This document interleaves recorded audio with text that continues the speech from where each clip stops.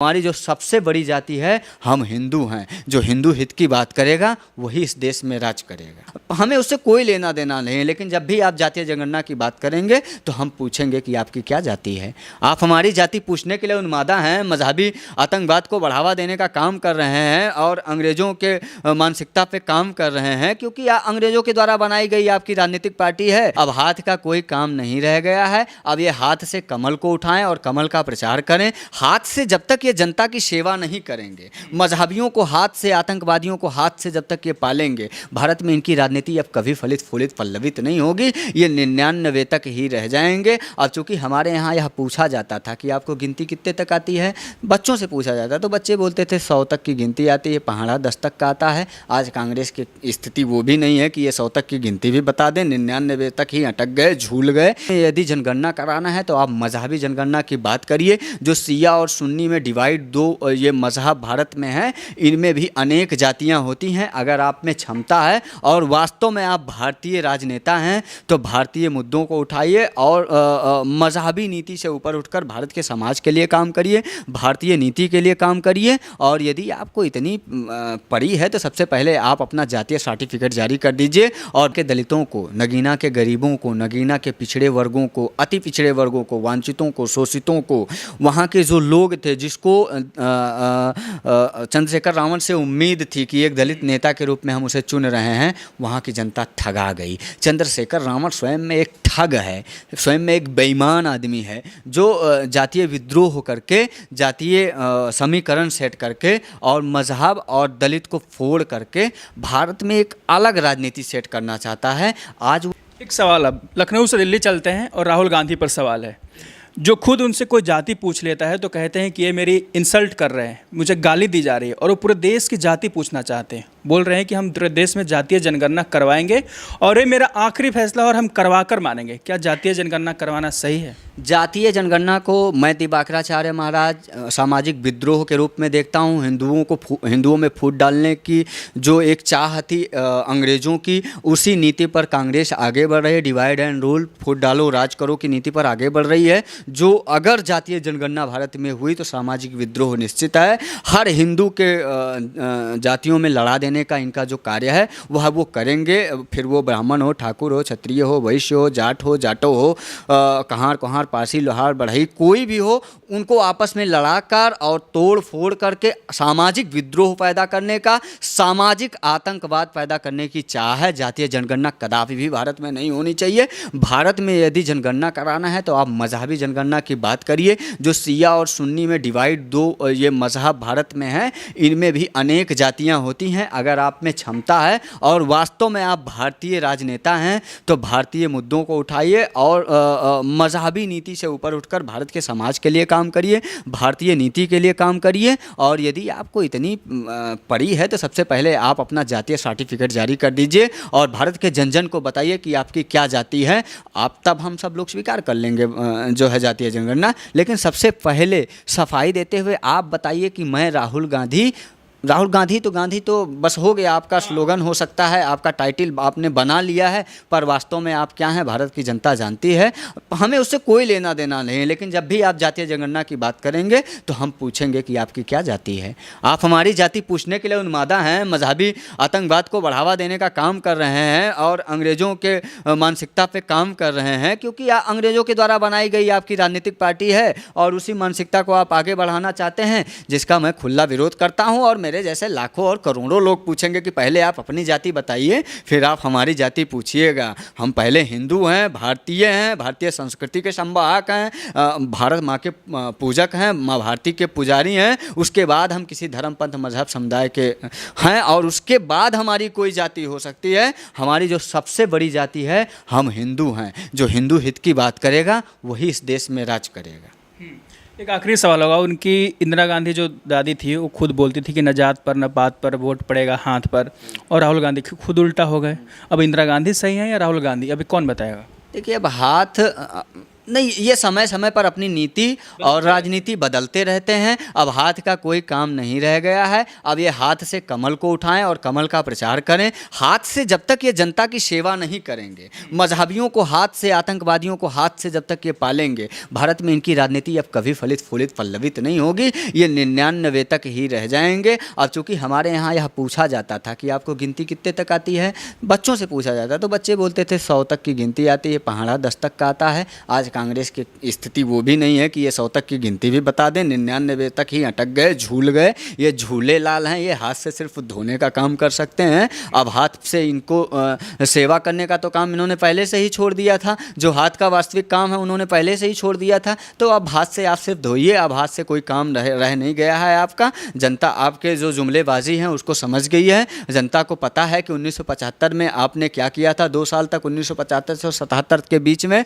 आपने जो है आपातकाल लाकर क्या किया था जनता के साथ। आम जनमानस के अधिकारों का हनन किया था आपने, राष्ट्रवादियों को जेल में ठूस देने का काम किया था। सिर्फ आप अपनी लोकसभा सीट को बचाने के लिए यह कार्य किए थे। सिर्फ किस प्रकार से राजनीतिक सत्ता पर आरूढ़ रहा जाए उस पर आपने काम किया था। अब बहुत आपका जो स्वरूप है ना वो अमित रूप से अंकित हो चुका है जनता के आंखों में, और आने वाले समय में इसका प्रमाण आप देखेंगे। और पिछले 2 वर्षों से आप 2 बार से अब तीसरी बार आपने देखा है, 2 दशकों से आपने देखा था, तीसरी बार आप एक विराट हार आपने स्वीकार की है। आपको दूर दूषित कर दिया है भारतीय जनमानस ने। आप आज किसी स्थिति में नहीं हैं, आप समाप्त हो चुके हैं। अब आप कूद रहे हैं, खुश हैं 99 लेकर। चूँकि आपकी सरकार तीसरी बार भी नहीं बनी, आपकी सरकार चौथी बार भी नहीं बनेगी, आपकी सरकार 5वीं बार नहीं बनेगी। ये जो हार का सिलसिला है ना, ये सिलसिलेवार तरीके से चलता रहेगा। आप ऐसे ही हारते रहेंगे और विपक्ष में बैठते रहेंगे। ठीक है, आप 99 सीटों तक आए हैं, विपक्ष में बैठने की स्थिति में आज हैं आप।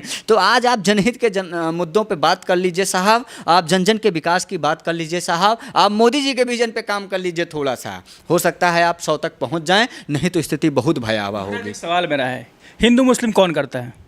कांग्रेस पार्टी आरोप लगाती है बीजेपी पर, बीजेपी आरोप लगाती है कि कांग्रेस करती है बांटने का काम। कौन करता है आप बताइए। आप पॉलिटिकल सवाल पूछ रहे हैं कौन करता है। मैं ये मानता हूँ कि कुछ मजहबी नेताओं को बीजेपी पर आरोप लगता है कि हिंदू मुस्लिम राजनीति करती है और जीत जाती है। आज की जो राजनीतिक स्थिति है वो किसी मजहबी आतंकवाद को संरक्षण देने का नहीं है। पहले अफजल जैसे अनेक आतंकवादी हुए इस देश में, सब लोग जानते हैं उनको किसने संगठन दिया और कब जो है अदालतों का दरवाज़ा कितनी रातों को खोल दी गई। और वहीं अयोध्या में जब घटना घटित होती है तो अवधेश पासी जैसे सांसद को पता नहीं होता है। 90 घंटे तक दबाव में, अयोध्या के सांसद के दबाव में 90 घंटे तक एफआईआर नहीं दर्ज होता है। मामले को जब माननीय मुख्यमंत्री जी संज्ञान में लेते हैं, अयोध्या के हिंदू संगठन और साधु संत मामले को संज्ञान में लेते हैं, तब 90 घंटे बाद एफआईआर दर्ज होता है। और उस बच्ची का, जिसको मैं दलित नहीं कहना चाहता, क्योंकि जब बात पीडीए की होती है, अब पीडीए का असली रूप वही है, पॉपुलेशन डेवलपमेंट अथॉरिटी, जनसंख्या बढ़ाओ प्राधिकरण, जनसंख्या विकास प्राधिकरण। और उसके जब भी मजहब की बात आएगी तो ये मजहब के साथ आ जाएंगे, तब इनके लिए कोई दलित वलित नहीं रह जाएगा। आज अयोध्या में उस दलित बच्ची के लिए जो 12 साल की है महज, जो मैं मानता हूँ कि भी उसके दूध के दांत भी पूरे नहीं टूटे होंगे, उसको इन आतंकवादियों ने गर्भवती बना के रख दिया है। ऐसे मजहबियों को अगर फांसी पे भी लटका दिया जाए तो वो कम है। और ये लव जिहाद के कानून का विरोध करते हैं। अरे धंस जाना चाहिए, डूब के मर जाना चाहिए। चुल्लू भर पानी भी अगर उसमें भी आप डूबो तो वो भी थू थू करके मर जाएगा, पानी मर जाएगा डूब के चुल्लू भर। अब जो स्थिति आपने पैदा किया है देश और प्रदेश में, वह दुर्भाग्यजनक स्थिति है। अगर आप पीडीए के वास्तविक पोषक हैं और वास्तव में आप गरीबों मजलूमों की बात करते हैं, गरीबों अति पिछड़ों वांछितों शोषितों की बात करते हैं, आप जो है समाज के उन वर्गों का बात करते हैं जो अत्यंत गरीब हैं, वो किसी भी पंथ समाज और मजहब से क्यों ना नाता रखते हों, तो आप अब तक बोल दिए होते। आप कम से कम इतने माइक प्रेस कॉन्फ्रेंस में नहीं ले पाए तो 2-4 माइक तो ले ही आते और उस बच्ची के लिए बोल देते।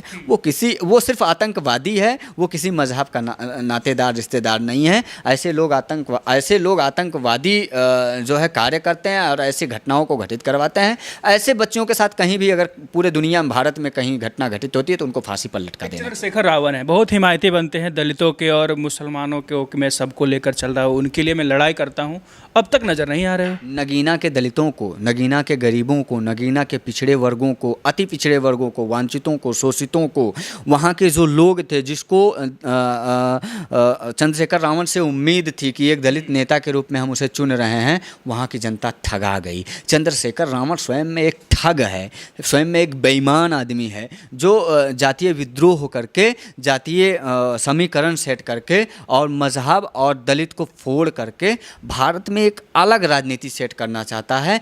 आज वो निषाद दलित में नहीं आते हैं क्या? वो बच्ची दलित में नहीं आती है क्या? उस बच्ची का बाप भी नहीं है, उसके पास तो बाप का भी साया नहीं है। और एक अच्छे नेता होते तो अब तक पहुंच गए होते, लेकिन अभी अन्य कोई वहाँ ऐसा घटना किया होता तो चंद्रशेखर रावण छाती पीट के रो रहा होता, छाती पीट के रो रहा होता और चिल्ला चिल्ला के बोलता। लेकिन अब चूंकि जो वो करना चाहता था, चंद्रशेखर रावण सांसद बनना चाहते थे, चंद्रशेखर रावण जी सांसद बन गए। अब उसके बाद बिल्कुल पूरी तरीके से इस्तेमाल कर रहे हैं। इस्तेमाल करने के बाद वो विश्वास लेते हैं। अब इस्तेमाल कर लिए, अब जनता उनको विश्वास में ले कि अब क्या किया है उन्होंने।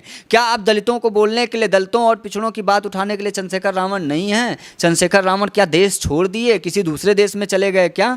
चंद्रशेखर रावण कहीं की बात पूरे देश में अगर सुनाई देता था तो वो पहुंच जाते थे। मैं उनकी सराहना भी करता हूँ, मैं कई बार किया भी। लेकिन जब से अयोध्या में घटना घटित हुई और चंद्रशेखर रावण के मुंह में दही जम गया, तब से मुझे चंद्रशेखर रावण से घिन हो गई। मैं ये मान के बैठ गया कि चंद्रशेखर रावण दलित नेता नहीं है, गरीब नेता नहीं है, पिछड़ा नेता नहीं है। वो एक मजहबी पोषक नेता है, मजहबियों के द्वारा पाला गया एक नेता है जिसमें मजहब का पट्टा पहन रखा है। जब भी मजहबी आतंकवादी किसी भी हिंदू गरीब दलित बच्ची के साथ ऐसी घटना करेंगे, चंद्रशेखर रावण वहाँ कभी नहीं जाएगा, पीडीए वहाँ कभी बात नहीं करेगी, INDIA वहाँ कभी बात नहीं करेगा। पीडीए का जो छलावा रूप है वहाँ खुलकर जनता के सामने आ जाएगा। और मैं मानता हूँ कि जो उपचुनाव उत्तर प्रदेश में होने वाले हैं, इसका खामियाजा पीडीए को भुगतना पड़ेगा, इसका खामियाजा INDIA का घटक को झेलना पड़ेगा आने वाले समय में। पूरी तरीके से स्थिति साफ है, इनका कोई मतलब नहीं है।